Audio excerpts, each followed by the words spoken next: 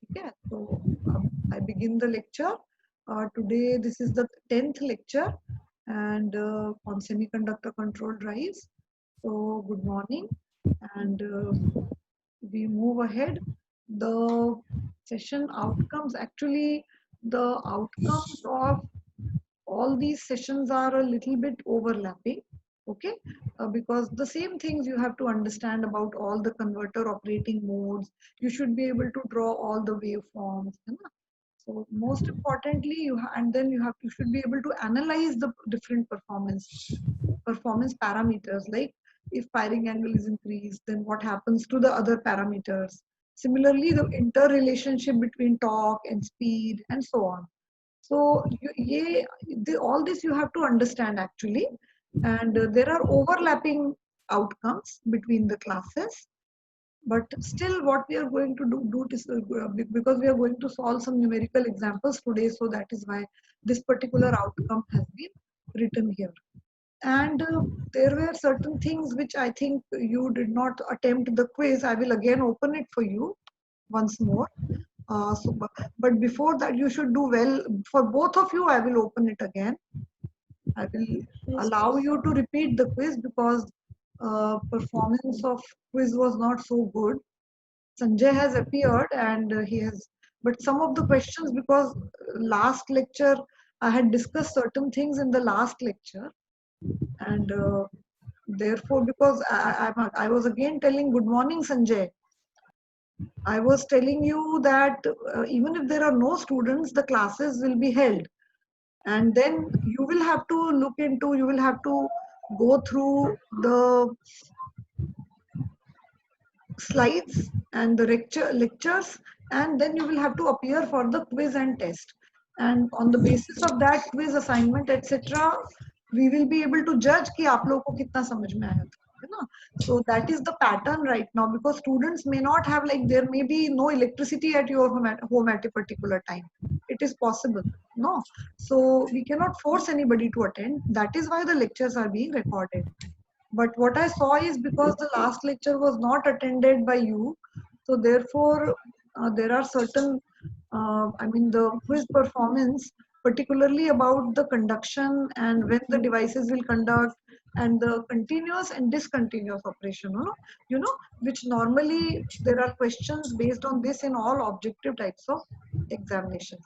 Because I had also taken up the exam questions from some book only, so the performance was not so good. So I will just, in very very short, I will just revise everything.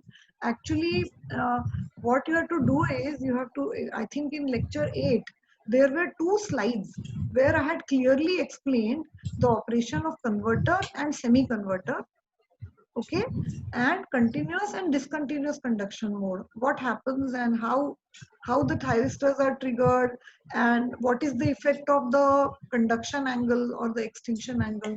So wo itna, I think it is not very clear to you. It is very confusing also, but if I explain it to you, then it will become clear to you very easily. So I will just stop this screen share and start the quiz share, so that you are able, if the quiz is open there somewhere, just like to see, is the quiz, if I can open the quiz for you, and then you can again, yes, this is the quiz 4. So the first question I'll again I'll take, because this is the concept which you have to understand, not just the answers. The same question may be asked in some other way, okay. So, like in a full converter controlled DC drive, when the armature current is 0, okay, that means discontinuous conduction, okay. Armature current 0 means in continuous conduction the current will never become 0. So it is becoming 0. Then the voltage across the motor is equal to. So ये मैंने आपको बहुत बार बताया पीछे के classes में कि जब भी करंट 0 है, उस समय वोल्टेज हमेशा बैक ईएमएफ होगा. VA will be equal to EB. Please refer to the lecture 8. Lecture 8 में वो दोनों स्लाइड्स पड़े हुए हैं. तो ये कुछ पॉइंट्स हैं जो बहुत ही की पॉइंट्स हैं, ये आप बहुत इजीली एब्जॉर्ब कर सकते हैं कि whenever the current is 0, because you see SCR क्यों कंडक्ट करते हैं? बिकॉज इवन नेगेटिव साइकिल में भी कंडक्ट करते हैं, because the current is flowing in the circuit. Now if the current is zero, whenever the current is zero, that means all four devices are cut off from the source. And naturally, जब source connected ही नहीं है load से या motor से, तो what will be the voltage across the motor? It will be the back EMF. अब ये आपके लिए, आप लोगों ने क्या है, पहले कन्वर्टर को एज RL लोड वगैरह पढ़ा है. अभी हम एक्टिव लोड की बात कर रहे हैं, because DC motor is an active load. इसीलिए ये कन्वर्टर पे हम इतना ज्यादा टाइम भी दे रहे हैं. Otherwise, you will think that we have already studied the AC to DC converters and why they are again and again the same thing is being taught to us. But the concept is, so remember, whenever ये एकदम एक standard point है, remember that motor is running, okay, so there is some back EMF. Now tell me, the back EMF depends on what factors? पूरे सब list करो, all the factors on which the back EMF depends. बताओ आप लोग, बताओ Sanjay, you know the motor back EMF depends on what factors? The speed, ma'am. Yes, speed, very good. Then? And then flux. Yes, very good. And other parameters of the motor, no? Okay, the number of poles, the number of conductors, etc. Yes, ma'am. Back EMF Yes, has the same equation, phi z np upon 60A. So out of this, number of poles, number of parallel paths, ये सब तो constant होता है ना? So basically speed and flux, very clear, very good. So motor is running, so there is a back EMF, है ना? Which we, in these studies we are assuming it to be constant, but actually because ये क्या transient में है, तो transient मतलब omega T पे अपन draw कर रहे हैं ना, we are drawing all the waveforms on omega T, तो टाइम एनालिसिस कर रहे हैं, तो हम ऐसा मान रहे हैं कि इतनी जल्दी मतलब करंट तो कम ज्यादा हो रही है ट्रांजिएंट उसमें, इंस्टेंटेनियस करंट, बट स्पीड वगैरह इतनी जल्दी मोटर की चेंज नहीं हो रही है. That is why you will see that the motor EB has been drawn as a straight line. So make, otherwise actually जब भी स्पीड वीड चेंज होगी तो ईबी भी चेंज होगा. Anyway, so there is a back EMF. So whenever all the four devices are not conducting, VA is equal to EB. तो ये उसी concept पे based है ये वाला question. That VA is equal to VB. ये आप लोगों को दिख रहा है बेटा पूरा ठीक से? मैं थोड़ा और बढ़ा दूँ. Yes. You are able to see? हाँ. So back EMF was the correct answer for this question. Now ये वाला question ना थोड़ा cut paste के चक्कर में कुछ गलत हो गया था और इसका ये आंसर भी नहीं आया था, तो Sanjay you will get marks for this particular question. Sanjay are you there? Yes. हाँ, सो इसका आपको आंसर मिल जाएगा, बट आई विल एक्सप्लेन. आगे भी ऐसे ही बहुत सारे क्वेश्चंस थे. आप देखिए इसमें क्या हो रहा है. ये एक हाइपोथेटिकल सी कंडीशन है, फुल कन्वर्टर है, ठीक है. फुल कन्वर्टर और सेमी कन्वर्टर में फर्क क्या है बताइए. अगर हम ये इस तरह के जो जिस टाइप के क्वेश्चंस या उसकी हम बात कर रहे हैं, तो what is the difference between a full and a semi converter? That in a full converter the conduction can go beyond pi. Full converter में SCR pi के आगे तक भी कंडक्ट कर सकते हैं, जबकि सेमी कन्वर्टर में SCR तो pi के आगे कंडक्ट नहीं करेंगे. करंट जा सकती है आगे तक, करंट जा सकती Yes. है, और कहाँ है ना, और करंट जाएगी तो फिर वो कैसे जाएगी, फ्रीव्हीलिंग डायोड से जाएगी, और डिवाइसेस तो ऑफ हो जाएंगे, है ना, डिवाइसेस तो ऑफ हो जाएंगे और करंट सिर्फ इधर से फ्लो करेगी सेमी कन्वर्टर में, क्योंकि डायोड बंद हो जाएगा. तो ये कुछ एक छोटे छोटे कॉन्सेप्ट्स हैं जो बस आपको रिवाइज करने हैं और क्विज से आपको वो याद हो जाएंगे, वैसे याद नहीं होते हैं ना. लेकिन फुल कन्वर्टर में क्या चक्कर है, फुल कन्वर्टर में omega T is equal to pi के आगे जाके भी ये devices if they want they can conduct. पर एनीवे ये जो सिचुएशन है ये बड़ी अजीब है. 20 डिग्री पे आपने अल्फा इज इक्वल टू 20 पे आपने ट्रिगर किया, लेकिन ये डिसकंटिन्यूअस कंडक्शन है, तो 30 डिग्री पे ही जाके current zero.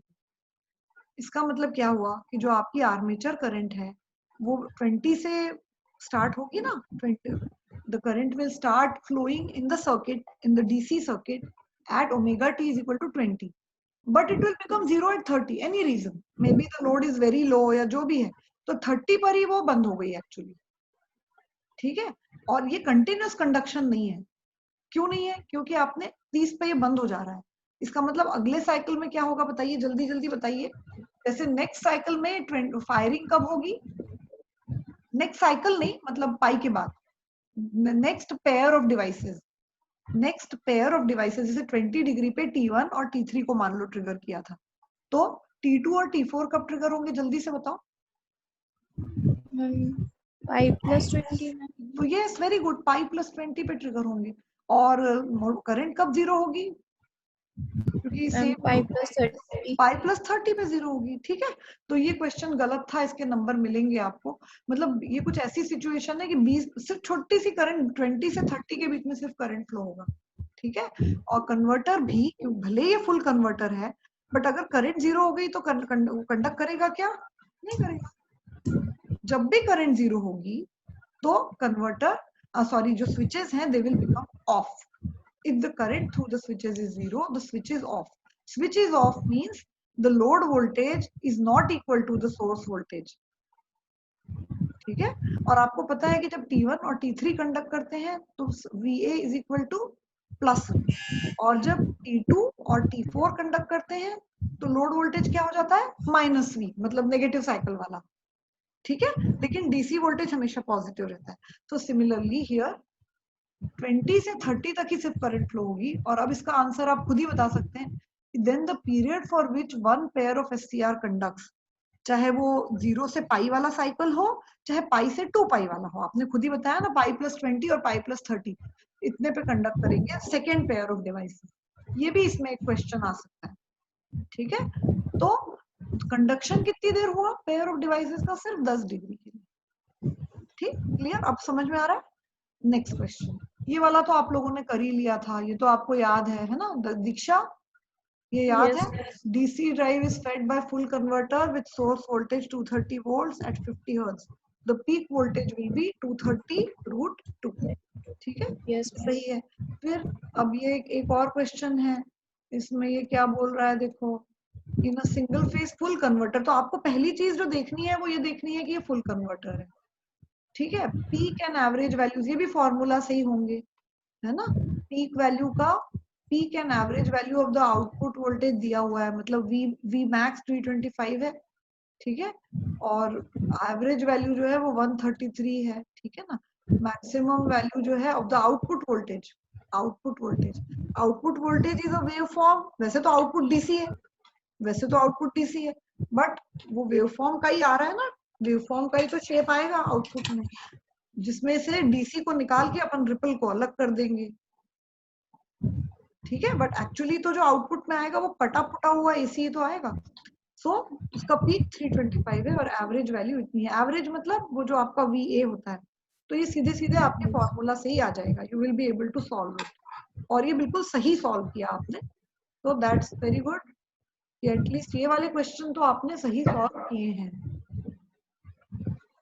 Okay, now the next question is in a single phase semi converter. Semi converter है तो सेमी कन्वर्टर का फॉर्मूला लगेगा, है ना, 1 + cos अल्फा, और किसी में सिर्फ cos अल्फा है। इसमें भी वही एग्जैक्टली वही वैल्यूज दिए हुए हैं, और firing angle of the converter कितना होगा ये पूछा हुआ है। इसमें भी वही आपको अल्फा निकालना था, सभी कुछ दिया था, तो ये बहुत ही सिंपल टाइप का क्वेश्चन है ना। आपको अल्फा की वैल्यू कैलकुलेटर होना चाहिए, बस अभी मेरे पास नहीं है, तो कैलकुलेटर होगा तो आप अल्फा निकाल सकते हैं। अब उसके बाद अगला क्वेश्चन जो है ये भी थोड़ा सा ट्रिकी था, तो क्योंकि आपने क्लास नहीं अटेंड की थी, अदरवाइज आप लोग ये भी कर पाते, कोई मुश्किल नहीं होता। अब इसमें आपको फोकस करना है कंटिन्यूअस कंडक्शन मोड। तो ड्राइव जो है वो कंटिन्यूअस कंडक्शन मोड में है और ये फुल कन्वर्टर है। अब ये पूछ रहे हैं कि each pair of SCR conducts और कितनी देर के लिए, हर कंटिन्यूअस कंडक्शन माने करंट जीरो हो ही नहीं रही है। ठीक है, ठीक है ना, यहाँ पे क्या था कि करंट जीरो हो जा रही थी, जो 20 डिग्री और 30 डिग्री वाला प्रॉब्लम था। इसमें तो करंट कंटिन्यूअसली फ्लो हो रही है, और फुल कन्वर्टर में तो करंट या तो T1 T3 से हो रही है या T2 T4 से हो रही है। कोई फ्लाईव्हील डायोड की वगैरह उसमें जरूरत ही नहीं है। क्यों नहीं है जरूरत, क्योंकि SCR ओमेगा T = पाई पे बंद नहीं होता है। ठीक है, तो current will keep flowing through the DC circuit, भले ही वोल्टेज नेगेटिव हो जाए, वोल्टेज नेगेटिव हो जाएगा तो नेगेटिव वोल्टेज अपीयर हो जाएगा लोड के अक्रॉस, लेकिन करंट पॉजिटिव ही बनी रहेगी। ठीक है, अब नेचुरली जब ये कंटिन्यूअस कंडक्शन मोड है तो मान लीजिए आपने अल्फा पर ट्रिगर कर दिया इसको, ठीक है, अल्फा पे ट्रिगर कर दिया, अब करंट जीरो तो हो ही नहीं रही है, करंट सिर्फ शिफ्ट हो रही है एक एससीआर से दूसरे एससीआर पे। तो अल्फा पर आपने T1 T3 को ट्रिगर कर दिया, ठीक है, तो अब ये T1 T3 कब तक कंडक्ट करते रहेंगे बताइए।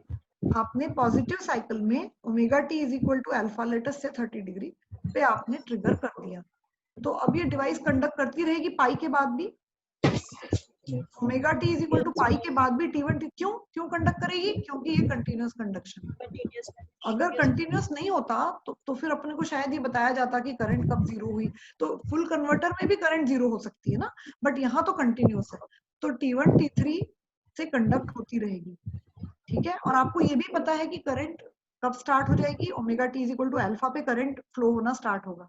करंट मैक्सिमम कब होगी बताओ यहीं पे, क्योंकि अपन पूरा रिवाइज कर रहे हैं। When will the current be maximum? Current will start flowing at omega t is equal to alpha. ठीक है, alpha is let us say 30 degree. When will the current become zero? At sorry maximum, मतलब current rise करेगी ना, आपने device on किया है तो current rise करेगी, कब तक, वो मैक्सिमम कब हो जाएगी वो 90. F EMF is equal to instantaneous. ये वेरी गुड वेरी गुड। जब आप एसी वेव बनाते हैं और बैक ईएमएफ की लाइन ड्रॉ करते हैं तो वो दो जगह काटेगी ना, उसको दो जगह काटेगा ना, मतलब जो आपकी वेव फॉर्म है उसको दो जगह पर वो काटेगा। तो पहली जगह जब वो उसको काट रहा है वहां नहीं, उसके बाद जब second time back EMF instantaneous value को कट करेगा उस जगह पे करंट मैक्सिमम हो जाएगी, उसके बाद फिर नेचुरली करंट डिक्रीज होना स्टार्ट हो जाएगी, ठीक है, इस तरीके से। तो अब क्या हुआ कि आपका कंटिन्यूअस कंडक्शन मोड में है डिवाइस, तो कंडक्ट करती गई। अब ये कब, अगले एससीआर जब तक नहीं आएंगे तब तक यही कंडक्ट करेंगे। Omega T is equal to pi हो गया तो वोल्टेज नेगेटिव हो गया, वो नेगेटिव वोल्टेज भी अपीयर होगा क्योंकि करंट कंटिन्यूअस है, करंट तो कंटिन्यूअस है, तो डिवाइस कंडक्ट करता रहेगा, नेगेटिव में भी करता रहेगा, फिर भले ही वो रिवर्स बायस हो जाएगा T1 T3, but it will still keep conducting, क्योंकि we all know, we know already, we have said many times that devices become off only under two conditions, either the current becomes zero, वो यहाँ पे हो नहीं रहा है क्योंकि continuous है, or the other pair of devices are triggered.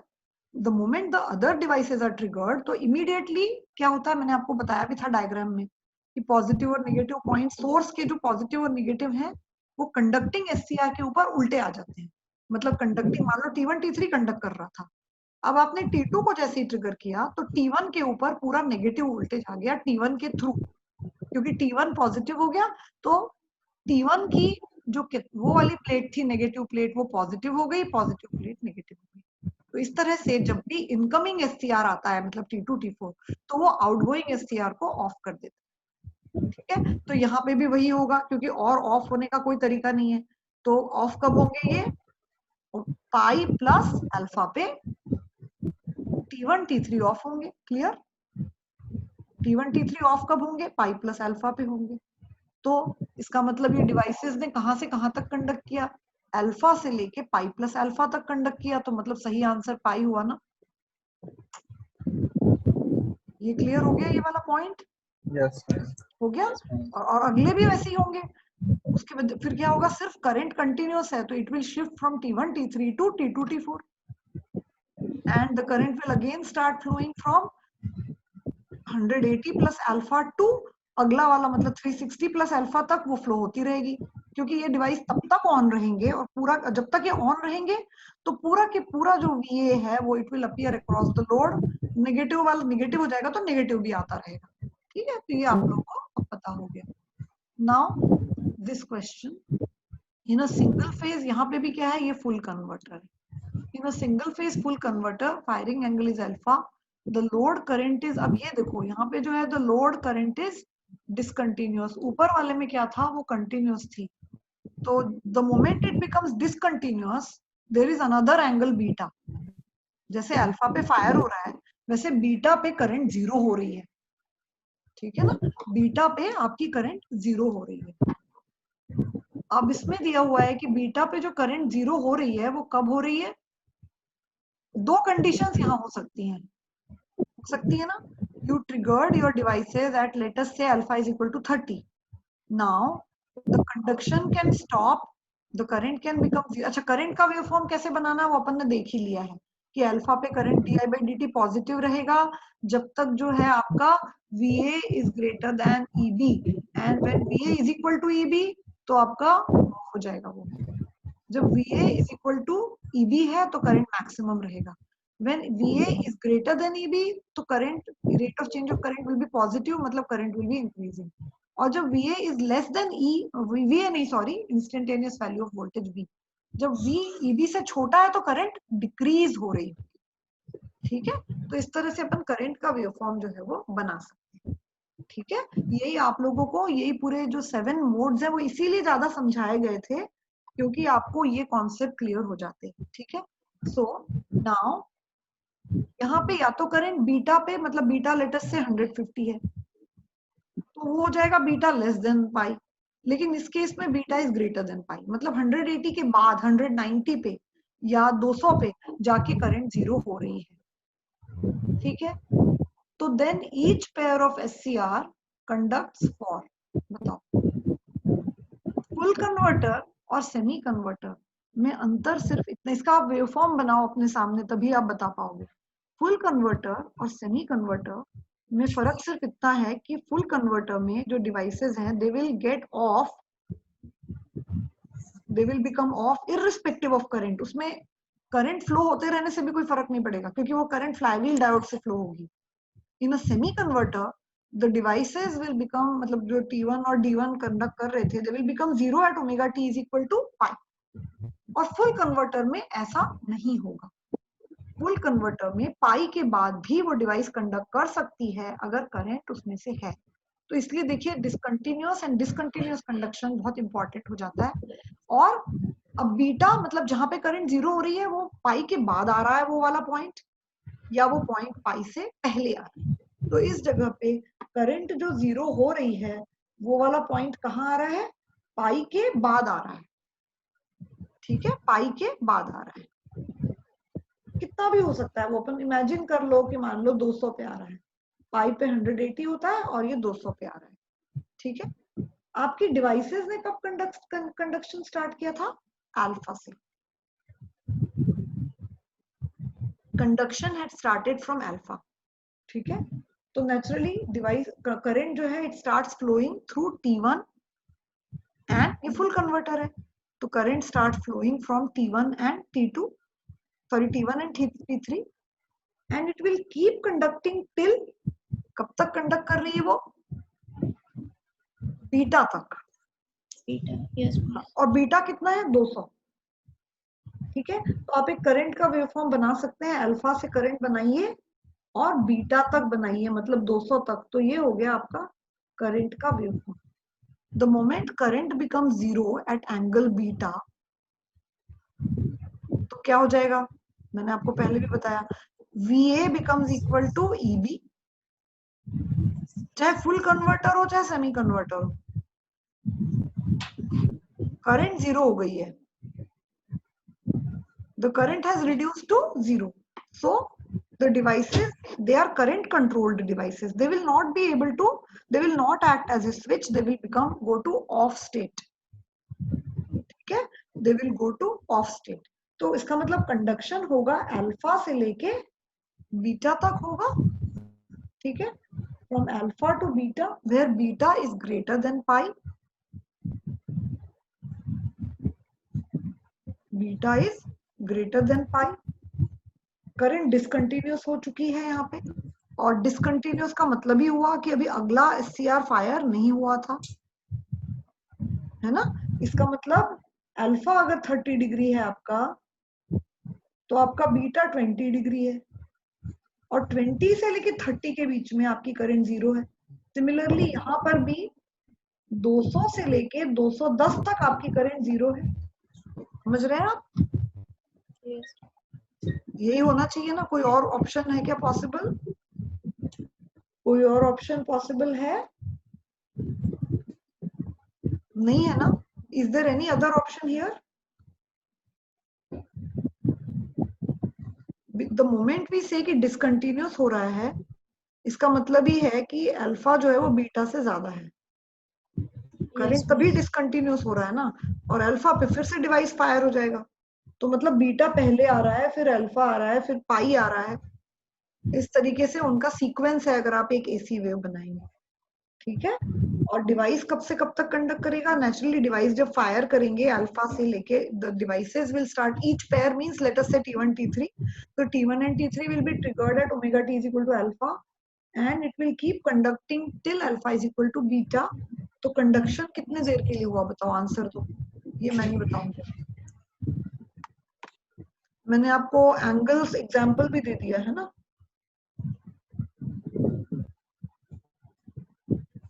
मतलब फॉर, क्योंकि उसके बाद तो डिवाइस ऑफ हो जाएगा the moment current become zero, है ना। तो डिवाइस, तो जो पेयर ऑफ डिवाइसेस है T1 and T3, for how long they were there बताओ। And pi plus beta. Ma'am beta device minus alpha, T1, हाँ बताओ बताओ, beta ma'am minus beta alpha. Minus alpha conduct करेगा। बस बस हो गया, यही सही है, करेगा ना। आप वेव फॉर्म बनाओ फिर आपको समझ में आएगा, है ना। मतलब अल्फा कितना था? 30 था। अल्फा पे डिवाइस ऑन हो गया और वो कहाँ तक गया? 200 डिग्री तक गया। तो 200 माइनस 30, इतनी देर ही तो कंडक्ट किया कि नहीं किया? 30 क्या है अल्फा, 200 क्या है बीटा। ठीक है। तो बीटा माइनस, अब ये संजय को क्लियर हो गया। तो इस तरीके के इस पे और भी बहुत सारे क्वेश्चन इसी कॉन्सेप्ट पे अलग अलग लैंग्वेज में पूछे जा सकते हैं। ठीक है। अब अगला भी आप शायद बता पाओगे। बताओ, इसमें कुछ नहीं, बस इतना ही अंतर है। इसमें बीटा जो है, ओहो ये बीटा, ये हाँ, इसमें लोड करंट डिसकंटिन्यूअस है और ये सेमी कन्वर्टर है, बस ये फर्क। वो फुल था और ये सेमी है। और करंट तो डिसकंटिन्यूअस ही है, क्योंकि जब भी बीटा आएगा ना तो करंट डिसकंटिन्यूअस रहेगी। अब इसका बता दो तो मैं मान जाऊं आप लोग। इसमें क्या फर्क है? सेमी कन्वर्टर, मैंने अभी अभी आपको फुल और सेमी कन्वर्टर का डिफरेंस बताया, बिकॉज दीज आर कॉन्सेप्ट्स। बाकी आप मतलब आप कभी भी अभी कहीं आगे जाओगे, अब अपने कोर्स में ये है तो ये पढ़ना ही पड़ेगा, बाकी तो इलेक्ट्रिकल इंजीनियरिंग के कोर्स में बहुत कुछ है। बट कई बार एक क्वेश्चन भी आप कहीं सही कर लेते हैं तो that becomes a difference between selection and not selection. तो my duty is teaching you drives. Drives are nowadays controlled by converters, converter control. So you have so far studied passive loads, R, L, etc. The moment there is a motor, there is a back EMF. So there are many modes, there is regeneration. If these converters are clear to you, then you can understand dual converter or everything. ठीक है। so these 2 or 3 concepts are there कि जब कोई device conduct नहीं कर रहा है तो वोल्टेज बैक ईएमएफ के बराबर हो जाएगा, जब करंट जीरो है तो सब डिवाइस बंद हो जाएंगे। ठीक है। सो अब ये बताइए, इसमें थोड़ा सा फर्क है 7वें और 8वें में सिर्फ, कि बीटा जो है वो less greater than than pi. 200। हाँ बताओ बताओ Sanjay. Ma'am beta is less than pi इस केस में। नहीं, ग्रेटर देन पाई है, बट ये सेमी कन्वर्टर है। This is a semi converter. Beta greater than pi एलएटस से 200 डिग्री है। चलो, मैम इसमें beta smaller than pi given है। नहीं एक और क्वेश्चन वो भी है, वो एक अलग कंडीशन है, वो भी है, वो क्वेश्चन भी शायद है इसमें, आई थिंक। बीटा ग्रेटर भी हो सकता है ना? यस मैम, मैम क्यों बीटा हो माइनस। सकता? यस। हाँ, यस मैम। और ये बहुत ध्यान से जवाब देना। बीटा ग्रेटर भी हो सकता है ना, क्योंकि अपन बीटा तो करंट की बात कर रहे हैं ना। करंट फ्री व्हील डायोड के थ्रू घूमती रहती है ना पाई के बाद भी। लेकिन डिवाइस का क्या होता है? जब आपसे डिवाइस का पूछ रहे हैं कि ईच पेयर ऑफ SCR, मतलब each pair of the conducting device conducts for, तो डिवाइस पे फोकस करिए, do not get confuse. Device क्या है सेमी कन्वर्टर में? T1 and D2।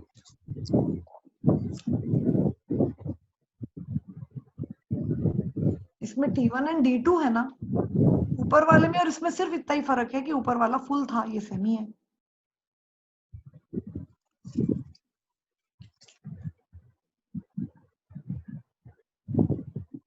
अगले में मतलब जो आपका ऊपर वाला था उसमें omega T is equal to pi के बाद भी T1 और T3 कंडक्ट कर पा रहे थे। कब तक कर पा रहे थे? जब तक omega T is equal to pi के आगे वो बीटा तक कर रहे थे, मतलब 180 से लेके 200 डिग्री तक कर रहे थे। क्या यहाँ ऐसा हो पाएगा? क्योंकि ये सेमी कन्वर्टर है। सेमी कन्वर्टर मतलब हाँ बताओ। मैम पाई तक ही होगा पाई कंडक्ट, तक ही कंडक्ट करेगा, हाँ बिल्कुल Yes, ma'am. बिल्कुल। तो फिर अब ये इसका आंसर क्या होगा बताओ? ये भले पाई करंट माइनस बीटा अल्फा। पे, वेरी पाई गुड, माइनस अल्फा। बस यही थोड़ा सा इसमें डिफरेंस है, इधर बीटा माइनस अल्फा, इधर पाई माइनस। ठीक है, अब आगे और देखते हैं क्या क्या वेरिएशन है। 2 क्वेश्चन और हैं इसमें, आई थिंक 10 क्वेश्चन थे। तो ये मैंने इसीलिए कराया कि वो उस क्लास में उस दिन मैंने ये सब थोड़ा बताया था और डिफरेंट मोड्स बताए थे। ये बताओ इन अ सिंगल फेज, अब इसमें क्या है, ये भी सेमी कन्वर्टर है ऊपर वाले की तरह। ठीक है, actually full converter, semi converter. ठीक है, एंड डिसकंटिन्यूअस तो सभी में है, beta greater then alpha, beta less than alpha, ऐसे ये 4 एग्जाम्पल बन रहे हैं। यहाँ पे बीटा लेस देन अल्फा, ठीक है, और डिसकंटिन्यूअस तो है ही, जब अपन बीटा कह रहे हैं तो डिसकंटिन्यूअस तो है ही। मैम यहाँ इसमें पे beta minus alpha. Good good good good, ये देखो सही हो गया तुम्हारा बिल्कुल। ठीक है, अब इसी में बस ये हो गए ना पूरे, फुल और सेमी। अगला क्या है?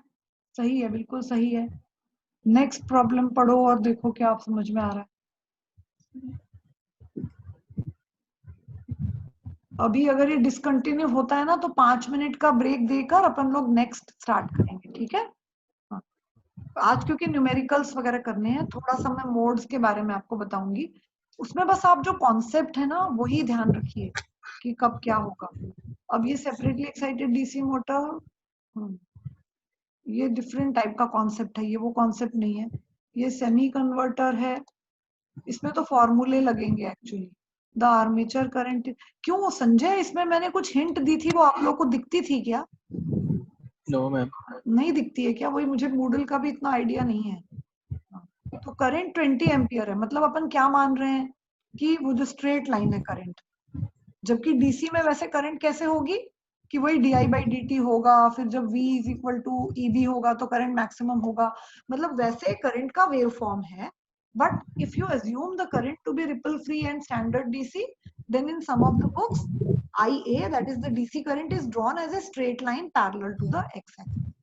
ठीक है, now if the firing angle is alpha, the average and RMS values of current through the freewheeling diode will be, freewheeling diode की बात कर रहे हैं ये, you know, at omega t is equal to pi, T1 and D2 become off, मतलब T1 could have conducted but because उसका जो जोड़ीदार है वो D2 है और D2 अनकंट्रोल्ड स्विच है, वो पाई पे बंद हो गया, तो अकेला एक SCR तो कंडक्ट नहीं कर सकता, रिटर्न तो उसको मिल नहीं रहा, तो SCR और D2 जो है वो पाई पे बंद हो चुके हैं, दे आर ऑफ।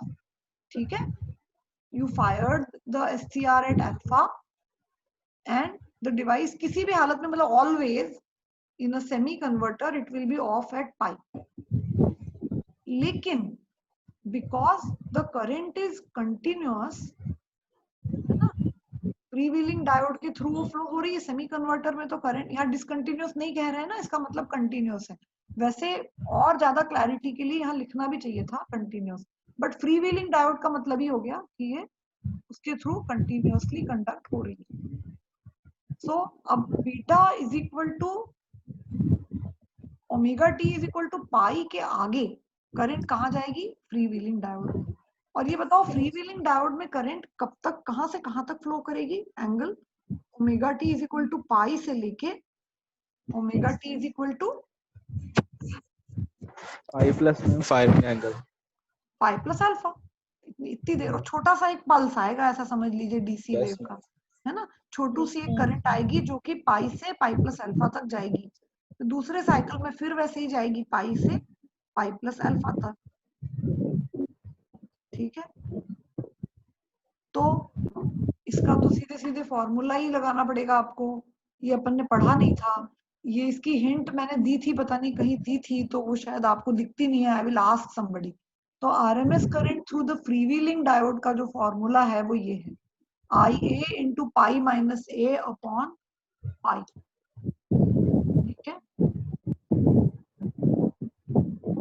एक मिनट, इसमें अल्फा की वैल्यू नहीं दी हुई है क्या? तो फिर आप कैसे करोगे इसको? गलत है क्या क्वेश्चन? कुछ ऐसा लग रहा है मुझे। मैम मिसिंग है मैम हाँ अल्फा की अल्फा वैल्यू। 45, हाँ तो ये मतलब दो क्वेश्चन के आंसर आपको मिलने थे। नहीं इसमें अल्फा 45 है, मैंने उसको पता नहीं, वही कट पेस्ट करते हैं ना तो रह जाता है, मुझे याद है अल्फा 45 था। If the firing angle alpha is 45 degree, इसीलिए आप ये कर नहीं सकते थे कैसे भी, है ना। तो एवरेज एंड आरएमएस वैल्यू, ठीक है। तो एवरेज वैल्यू तो आप इंटीग्रेट करके निकालते हैं, तो average and RMS value of the current will be, average तो क्या है 4 से डिवाइड हो जाएगी ना, क्योंकि 1/2 पाई करोगे ना तो वो 1/4 हो जाएगी 20 के, तो वो तो 5 एम्पियर हो जाएगी। और इस फॉर्मूला में आप pi alpha is equal to 40 रखिए, ये अंडर रूट है रखिएगा, तो आपकी करंट 10 एम्पियर आ जाएगी। तो आरएमएस करंट तो 10 एम्पियर हो जाएगी। ये 45 लिखना इसमें भूल गई हूँ, पता नहीं, तो ये वाला भी रेड कर देती हूँ मैं। दैट इज, ये इसी वजह से क्विज को डिस्कस करना भी जरूरी है, क्योंकि वो क्विज बनाना is a very tedious job, and particularly if there are disturbances also going on, then the teacher is likely to make a mistake. तो संजय आपके 2 नंबर बढ़ गए पहले अटेम्प्ट में ही, so very good, you got, मतलब आपने क्लास नहीं अटेंड करी थी उस हिसाब से बहुत अच्छे नंबर आ गए आपके, ठीक है। सो एवरेज करंट तो वही हो जाएगा ना, दो दो, मतलब वो जो पूरी एक साइकिल में ऐसे आप समझ लीजिए कि पाई से लेके पाई प्लस अल्फा तक वो सिर्फ फ्लो होगा 20 डिग्री। तो आपको इंटीग्रेट करना है from pi to pi plus 45, तो यही आपका आंसर जो है 5 एम्पियर आ जाएगा, 1/4 हो जाएगी एक्चुअली वो करंट, ठीक है। तो इसको देख लेना, और इस तरह का कुछ और भी हो सकता है। 2 क्वेश्चन देखो गलत हो गए, तो ऐसा भी नहीं है कि टीचर भी ऑलवेज राइट नहीं रहता है, teacher also makes mistakes, you should understand that, okay. So meeting में अभी 4-5 मिनट बचे हैं, तो तब तक फिर बीच में ब्रेक लेंगे, अभी ये 4 मिनट बचे हैं इसको। आई, तब तक मैं आपका ये स्टॉप शेयर करके दूसरा वाला ऑन करती हूँ जो हम डिस्कस कर रहे थे। So coming to our point class 10, है ना। So this we were discussing, ये सिलेबस है आपका, ये आपका असाइनमेंट मैं आपको दे नहीं पाई थी, मैं अभी दे दूंगी। मैंने आपको यही कॉन्सेप्ट क्लियर करने के लिए I am going to give you an, पुराना असाइनमेंट किसी से बना, उसका डेट क्या था? जो मैटलैब वाला था, संजय से एक्सपेक्टेड है कि करेगा, दीक्षा ने तो बोल दिया मैटलैब ही लोडेड नहीं है, एंड मैम दीक्षा, मैंने वो ट्राई किया था मैम, लेकिन वो मेरा मैटलैब क्रैश हो रहा था, तो मैम मैंने आप लोग ना लास्ट देखो, उसको हैंड आप लोग ना एमई वाले बच्चे तो देखो, कॉलेज आप लोग लोकल ही हो ना दोनों लोग, कि बाहर हो ग्वालियर से? Ma'am local. लोकल है, तो आप लोग तो कॉलेज देखो आ सकते हो, एमई के बच्चों को मना नहीं है। ज्यादा से ज्यादा जरूरत पड़ेगी तो एक आई कार्ड भी बनवा लेना, गेट पे थोड़ा परेशान कर सकते हैं। तो दीक्षा को तो आना ही पड़ेगा साइन करने के लिए, क्योंकि गवर्नमेंट का ऑर्डर आ गया है। पीएचडी वाले पहले से ही आ रहे थे, तो स्टाइपेंड वालों को तो आना ही पड़ेगा। बाकी भी आप लोग कॉलेज में आके कंप्यूटर लैब वगैरह में डिस्टेंसिंग करके बैठ सकते हैं, क्योंकि कंप्यूटर लैब है अपने पास, वहां सिर्फ फैकल्टी बैठती है अभी, तो आप लोग बैठ सकते हो दूर दूर कहीं। But you will have to take mat, आपको मैटलैब लोड करना ही पड़ेगा, because ultimately you have to do your dissertation also, and dissertation के भी टॉपिक और गाइड फाइनल करना है। मैंने हरिमोहन सर से, आप लोग कांटेक्ट करिएगा। तो अभी क्या बीच में कॉलेज बंद हो गया था ना, एक जन आज ही हम लोग आए हैं फॉर 10 डेज, बिकॉज अपने तरुण श्रीवास्तव सर के कारण बंद हो गया था।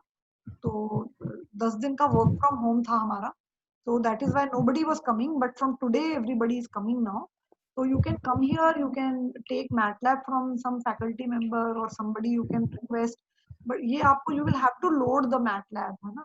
अदरवाइज वो मतलब आपकी डिजर्टेशन हार्डवेयर से तो होती नहीं है ना, hardware is very very difficult, very costly also, so you have to do something related to software only. तो उसके लिए you will need MATLAB, because all the teachers are getting work done in MATLAB or Simulink, है ना। सो some kind of, तो उसके लिए I think you come and start.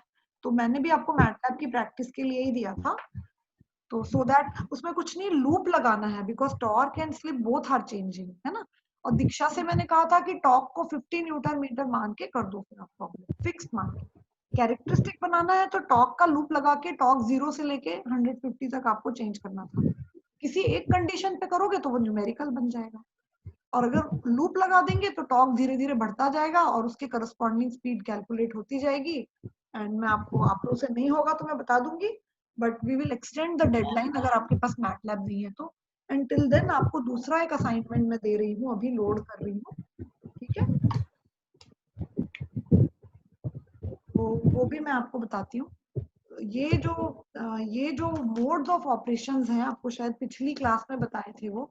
I think I will have to start the other one ना, not this one. ये class इसके बाद, हाँ इसमें भी होंगे कुछ। तो you see here this converter has got mode 1 of continuous conduction motoring operation, mode 2 and mode 3. इनमें सब में the value of alpha etc is different. In mode 2 alpha is greater than gamma, और गामा क्या है? Gamma is the angle where E is equal to V, EB is equal to V, ठीक है? After that mode 3 में sequence क्या है? Alpha सबसे पहले, उसके बाद beta is greater than alpha and gamma is greater than beta. Means अगर अल्फा 20 है तो बीटा 30 हो सकता है और गामा 40 हो सकता है, दिस काइंड ऑफ थिंग। तो दिस इज द मोड 3। तो ये जो वेवफॉर्म बने हुए हैं विथ थायरिस्टर का कंडक्शन पैटर्न SCR का, और कब आपका बैक EMF आएगा, कब आपका AC वोल्टेज आएगा,